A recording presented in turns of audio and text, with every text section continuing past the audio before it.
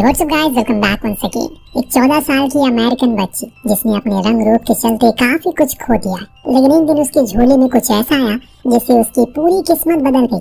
सच्ची घटना पर आधारित ये कहानी आपको लेकर जाएगी 1913 में, जब ओक्लाहोमा में एक स्टेट घोषित कर दिया गया था सरकार द्वारा। वेल सारा अपने पिता जोई के साथ सरकारी दफ्तर आई हुई है, क्योंकि जो ग्रीक कबीले के लोग थे उन्हीं को जमीन दी जा रही है, क्योंकि उन्होंने ओक्लाहोमा के बीते कल को काफी सींचा है अपने खून पसीने से। सारा भी उसी जनजाति से है। जब उसके हाथ उसकी जमीन के कागज पड़े तो वो बहुत खुश हुई, बड़ी बारीकी से उसे देखने लगी। लेकिन जब अगले दिन वो अपनी जमीन पर गई तो उसका दिल टूट गया, क्योंकि वो पूरी जमीन तो बंजर थी, ना ही वहाँ कुछ उगा सकते हैं, ना ही अब ये किसी को बेच सकती है, क्योंकि ये तो बंजर है, भला कौन इसे खरीदेगा। सारी खुशियाँ उसकी मिट्टी में मिल गई। घर आकर वो बड़ी निराश और मायूस सी बैठी रही हमेशा, और बार बार जब वो उजाला होता है तब उसे जमीन के चक्कर लगाती रहती है। ऐसे एक दिन उसे कुछ अजीब सी आवाजें आई।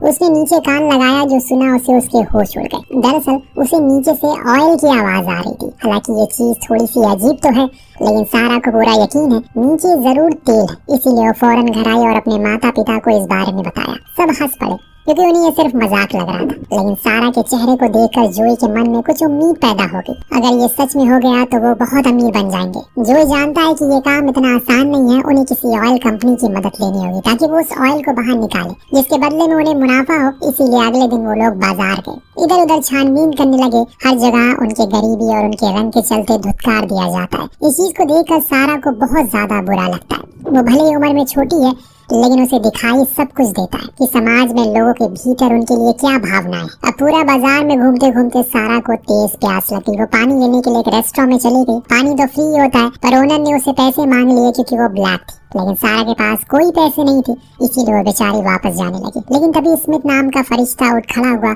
उसने सारा की ओर देखते हुए कहा, जितना पानी पीना है पी लो, मैं पैसे दे दूंगा। सारा बहुत खुश हुई ये जानकर कि अभी भी कुछ लोग हैं जिनका जमीर जिंदा है। वहीं दूसरी तरफ जोई को एक कंपनी मिल चुकी है, जिसके मालिक मार्शल को उसकी जमीन में दिलचस्पी थी। इतने में वहां पर सारा पहुंच गई। उसने पूरा प्लान समझाया कि कहां कहां उसे गुंजाइश है तेल मिलने की। मार्शल मान गया, कहा कि कल वो आएगा। दोनों बेहद खुश थे। साथ में उनके अंदर ख्याली पुलाव तो मानो उबाल समार रहे थे। अब वो बाकियों की तरह अमीर बन जाएंगे। अब नेक्स्ट डे मार्शल अपने लोगों और बड़ी बड़ी मशीनों के साथ वहां आता है। वहीं ये दोनों भी खड़े थे, जिन्हें मार्शल ने बोला कि अब 6 महीने के लीज पर ये ले रहा हूँ मैं तुम्हारी जमीन को, जिसके बदले में मैं तुम्हें रेंट दूंगा। जोई मान गया, लेकिन सारा को ये दाम बहुत कम लगा, इसीलिए उसने रेंट बढ़ाने को कहा। साथ में ऑयल पर रॉयल्टी भी मांगी। इतनी छोटी सी बच्ची के पास इतनी काबिलियत देख मार्शल भी हैरान था, जिसके चलते वो इस डील के लिए मान गया। उस दिन के बाद हर दिन मार्शल और उसके लोग जमीन के जितने नीचे खोद सकते थे उतनी ज्यादा खोदने की कोशिश करते हैं। लेकिन दिन बीतते चले गए, हफ्ते बीते और फिर महीने भी,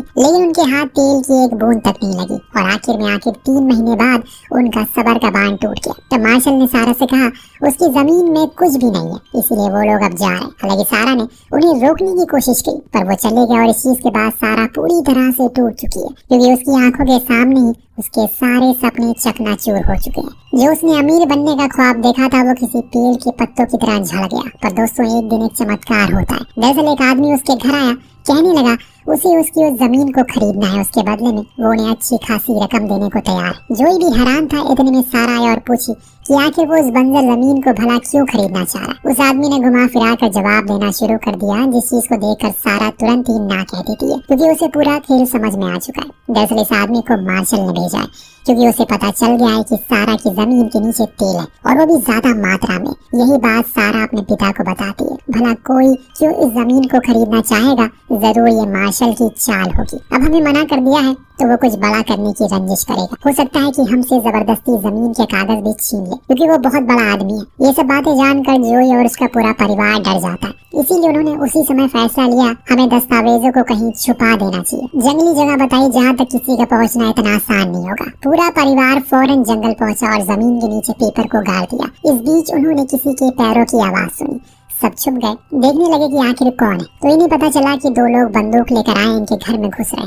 सारा एकदम सही थी। मार्शल ने अब अपनी ताकत की बदौलत इनसे वो जमीन हड़पने की साजिश रची है। वो दोनों पूरी शिद्दत के साथ घर में कागजों की तलाशी करते हैं पर उनके हाथ कुछ नहीं लगा। इतने में सारा का डॉग उनके पास पहुंचा और वो बिना कुछ सोचे समझे उसे गोली मार देते हैं और वापस चले गए। अपने डॉग की मौत से सारा मायूस हो जाती है, लेकिन वो डर भी गई क्योंकि उससे पहले उन्होंने कभी ऐसा कुछ नहीं देखा। ऊपर से जोई को भी डर सताने लगा है। अब इन्हें तो कुछ भी समझ नहीं आ रहा है। एक दिन सारा जब जंगलों में घूम रही थी, उसी दौरान उसे कुछ वर्कर के साथ बैठे नजर आते हैं। उसी में एक कोने में उसे स्मिथ नजर आया जो अपने साथी मेज के साथ बैठा चेस खेल रहा था।